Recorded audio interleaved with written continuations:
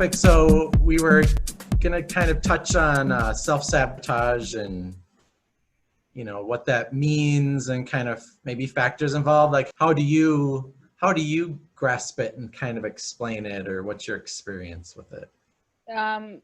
Like you said, it's the self-defeating thinking. It's that mental clutter we have in our head. I've learned that in the past, that when someone asks you to do something and then you internally overreact, like you said about self-awareness, go back to what the question was, because it's not about the anger. It may be an area of opportunity. I like that you talked about self-awareness of what we're thinking, because it is a self-defeating thinking. We're defeating. We're just like, oh my God, I can't believe they're doing this to me. All that, and I've learned that. Wow, I used to be that way, but I don't let it get to me anymore. Like, I mean, sometimes I just feel like when it comes to self-sabotage, you just need to know your personal patterns of self-defeating thinking, if that makes sense. Yep. For me, again, I try as much to kind of link it back to the brain and neurology, and the best way that I can kind of describe it, and the way I understand it too, is when we have routine experiences, regular thought patterns, reinforced perceptions of either individuals or ourselves or just our relationships, that those forge pathways in our brain that really it allows our brain just to operate faster. So if there are things we do a lot, we think of it a lot, this is a constant variable in our environment, it just allows our brain to recognize it, to act on it. And so our brain doesn't know right from wrong. It just knows, okay, this is the work I'm given, and I'm creating this pathway now because this is what we're experiencing. These are the thoughts that we're having. So with that in mind, like these pathways, like you're blazing a trail through the forest, you walk it over and over and over and over again. Even if it's getting you to an unhealthy place, that's the path of least resistance in your brain. Like that's where your brain goes to. And so in order to forge another pathway, like it takes a lot of self-awareness and work and discomfort to get your brain to direct in a new pathway, to a healthier end.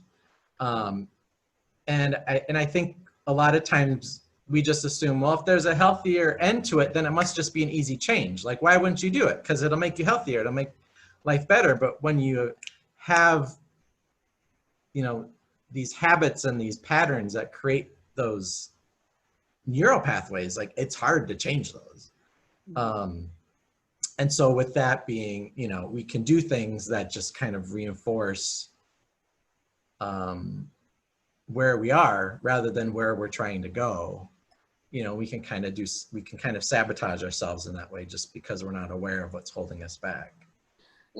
Through my journeys and meeting new people, some people are shocked when I say, oh, you want to talk to me? Wait a minute. And I'm like, what is I think what happened is a lot of people get into their heads. They're just into their heads instead of reducing that cognitive fatigue. All right, let's reduce that cognitive fatigue and start looking in the present moment. I think what happened is we're just so busy, stuck in the past, and then thinking out of the future, especially during this pandemic, the uncertainty, the social unjust, the racial, and all this. It's like, look what you have in front of you. You have a roof over your head. You have food on the table. There's people out there that don't have what you have, and I teach them that, and I give them the tools and tips and for them to look forward ahead. But sometimes they just get so deep in the head, and that's what the self-sabotage is. They need to get, the way I call it, the root of the self-sabotage. What is it? Yeah. So it saddens me that we're all that, now that there's a moment of time that we just need to just get out of our heads. I mean, we've been saying this for a long time. Yeah. But I think what happened is people are stuck in the past.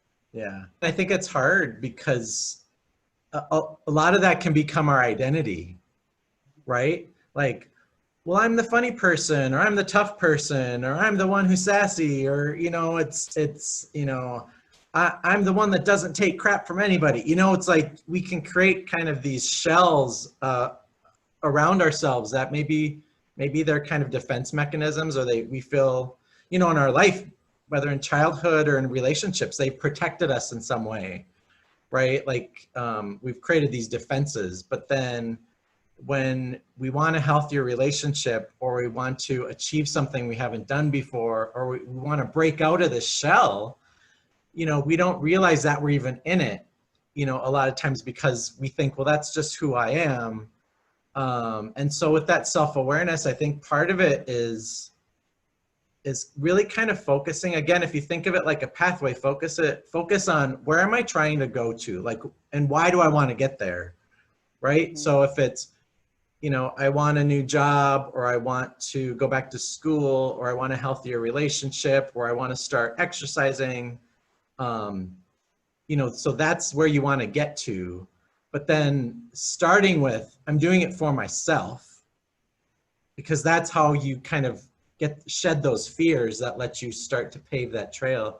Because if you really are doing it for the approval of other people, and then you don't get that approval, it's, you go right back to the old pattern, because you're not getting reinforcement to forge that new path. So it's, and I think there's a lot of self-love and valuing yourself that goes into it, to do it for yourself, that allows you to not do it because you're afraid, not do it to appease other people, not do it because you're pressured, because those aren't healthy brain patterns either. And they're just gonna, you're gonna slip back into your old patterns, because it's not a healthy state to maintain. If we're just constantly seeking other people's approval in order to get to where we want to go. Yeah, I think that's a big one. When I share that with some people, I think a lot of people just have problem with just loving themselves and realizing, yeah, I deserve this, and it's good for me. Like, I'm doing this for me. Sometimes when I tell people to love themselves, I was like, I never thought that way. Like, there are people who don't get it until I go ahead and share with them about loving yourself, knowing who you are. I know you want significance and everything, but for the right reasons when you talk about it. But if you're going after external validations, how many likes I'm going to get, or how many followers I'm going to get, if you're so in tune to that, then you're going to be so miserable in the end. Like, really get to know your true value, get to know who you are, what's your purpose.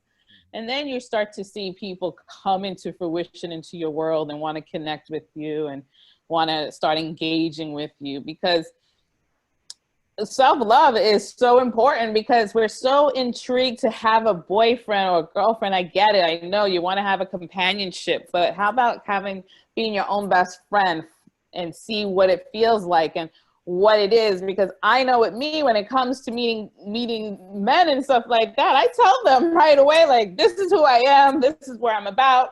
Whether you want to talk, you don't, hey, life goes on, So for me, it's always about self-love, and some people are shocked by it. And when someone do get to understand it, then they start to see the greater things that happen. Like, one person I worked with and everything else, and now she's engaged. Like, she for 6 months, she found out what she needed to do, and boom, 2 months later, she went on that dating app, and then all of a sudden they're engaged. 2 months later, they are now engaged. I was like, okay. Yeah. But I hope I hope she continues on the self-love, like, ooh. Yeah, I was going to say, I hope they are in counseling and have a good social support, emotional support system, because I think that's with any relationship too. I think as humans in relationships, we tend to project onto others how we're feeling about ourselves. And so I think a lot of times, if we're not feeling good about ourselves, we're either expecting to get that validation or good feelings from somebody else, or we expect other people to need our validation.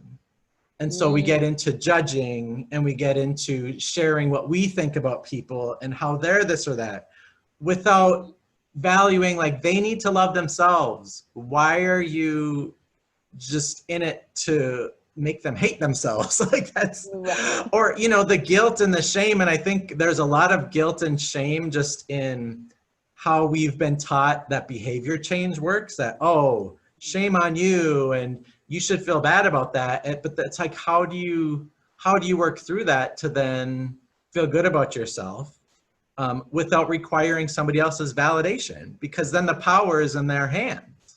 Right. Right. You know, if that's what everyone is seeking, that's not empowerment. That is, you're giving up your power. And so, again, I think that's something that we just don't really think about or talk about much when we talk about empowerment, that power comes from you. Mm-hmm.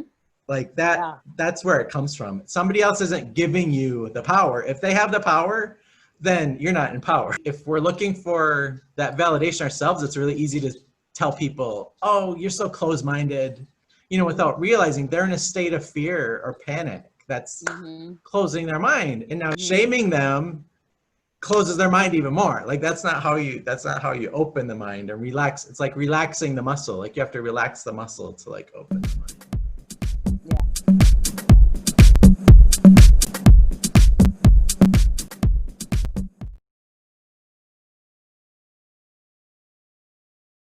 That's the confusing part when people talk about being in the moment. You know, I think they maybe think that, sorry, my dog feeder is just going off. Yeah, she's gonna come running in here to eat now.